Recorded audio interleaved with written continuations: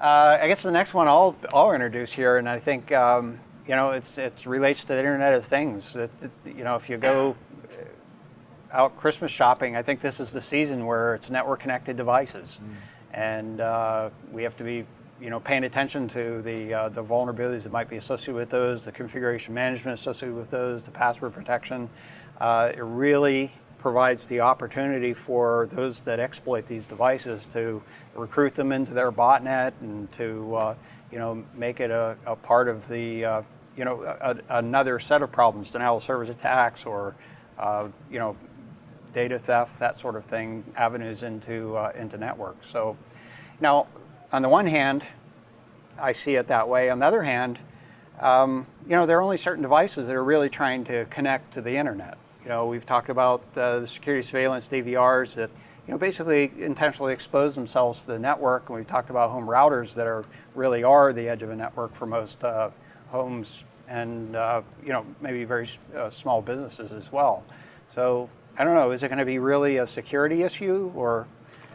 I think it is. I think there's two reasons for this. The first is that, and I am constantly surprised at what people will connect to the open internet, even though it has no real good reason being there, either by physically connecting it directly on the outside of like a firewall, or punching a hole through some sort of port forwarding, because they think they need to have the access. They don't understand that you can do things like NAT, and there are other ways of getting to it. So that's one thing. And the second is that nothing prevents you from using another means of getting into that internal network. I mean, we've seen attacks where someone gets forced to go to a web page, the code inside that web page forces the browser to make a request to an internal IP address, 192.168.1.1, and try and log into your router's internal interface with a default password, and it works.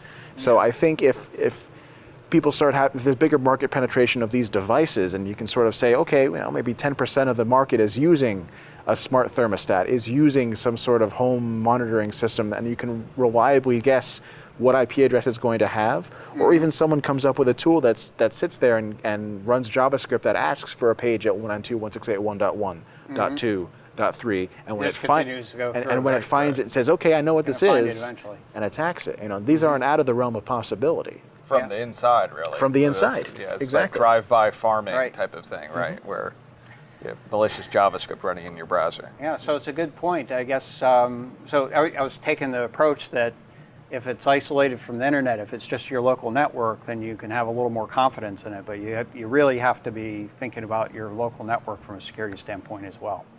And and then you throw IPv6 into the mix. Oh, absolutely. And when everything gets a public internet address. Right, it's trying to break down. It kind of breaks down the notion of a firewall in some respects. Although it makes the address space you have to search bigger, so that helps.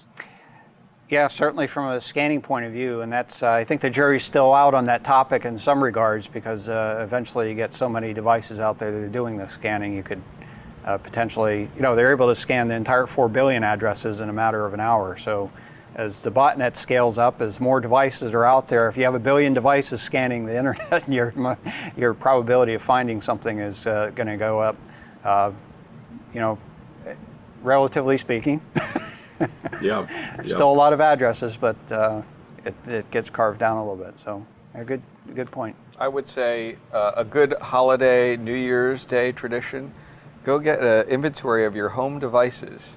Go log in, see if there's any new firmware available for them, and update your home devices. Because that's the big problem. I think a lot of these days is people get appliances, they buy them, they drop them on the network, they assume it's just there, it runs, and I would have no idea if I was not in the security field. I have no idea if there's some new firmware out that patches a critical vulnerability that allows somebody to remotely access my device. Yeah, actually, I think that's a good point, John. The first thing I do when I open it up and out of the box and connect, you get a new toy, you want to play with it for a while. Well, one aspect of the playing is to go to the website, see what patches are available, what the patch process is, and things like that.